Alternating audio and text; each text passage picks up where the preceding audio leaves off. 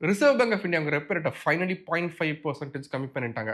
அதுக்கு என்ன? இதுக்கு முன்னாடி தான் 2 தடவ 0.25% கம்மி பண்ணாங்க. நான் அதே இஎம்ஐ அமௌண்ட் தான் பே பண்றேன். குறையவே இல்லன்னு சொன்னீங்கன்னா, அதுக்கு இந்த 2 ரீசன் தான் காரணமா இருக்கணும். அது என்ன அப்படிங்கிறத சொல்றேன். அதுக்கு முன்னாடி இந்த மாரி டெய்லி ஃபினான்ஸ் நீங்க மிஸ் பண்ணாம பார்க்கிறதுக்கு ஃபாலோ பண்ணி வச்சுக்கோங்க. ரீசன் நம்பர் 1 என்ன அப்படின்னா, நீங்க மேபி ஃப்ளோட்டிங் இன்ட்ரெஸ்ட் பதிலா பிக்ஸ்ட் இன்ட்ரெஸ்ட் லோன் எடுத்துக்கலாம். இப்ப நீங்க 8% ஒரு லோன் எடுக்கிறீங்க அப்படின்னா, நீங்க கட்டுற ஃபர்ஸ்ட் இஎம்ஐல இருந்து முடிக்கிற வரைக்கும் அதே 8% தான் இருக்கும். ரெப்போ ரேட்க்கும் இதுக்கும் எந்த சம்மந்தமே கிடையாது. நீங்க ஃப்ளோட்டிங் இன்ட்ரெஸ்ட் லோன் எடுத்தா மட்டும் தான் இந்த ரெப்போ ரேட்க்கு ஏத்த மாரி உங்க இஎம்ஐ அமௌண்ட் சேஞ்ச் ஆயிட்டே இருக்கும். ரீசன் நம்பர் 2 இப்போ ஒரு காஃபி கப்ப இமேஜின் பண்ணிக்கோங்க. இந்த காஃபி கப்ல பால் அப்படிங்கிறதா பிரின்சிபல். தண்ணி ஊத்துறாங்கல்ல, அதுதான் இன்ட்ரெஸ்ட்ன்னு ஞாபகம் வச்சுக்கோங்க. இப்ப இந்த காஃபி கப்ல இருக்க காஃபி லெவல் அதே மாரி இருந்து, பால் அதிகமாகி, தண்ணி கம்மியானா தான் நம்ம ஹேப்பி ஆவோம்.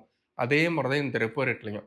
இப்ப நீங்க கட்டுற லோன் அமௌண்ட் அதே மாரி தான் இருந்துகிட்டு இருக்கும். ஆனா, பிரின்சிபல் ஒவ்வொரு மாசமும் அதிகமாகும். இன்ட்ரெஸ்ட் கம்மியாகும். விச் மீன்ஸ் நீங்க கட்டுற டென்யூர் கம்மியாகும். 9 வருஷத்துக்கு பதிலா ஒரு 8 வருஷமோ, இல்ல 7 1/2 வருஷத்துல இந்த லோன் நீங்க முடிக்க முடியும். இன்னும் சிம்பிளா சொல்லணும் அப்படின்னா, இந்த எக்ஸெல் ஷீட்ட கவனிங்க. நீங்க கட்டுற லோனோட இன்ட்ரெஸ்ட் அமௌண்ட் 9% அப்படின்னா, அது இப்ப 8.5% மாறிரும்.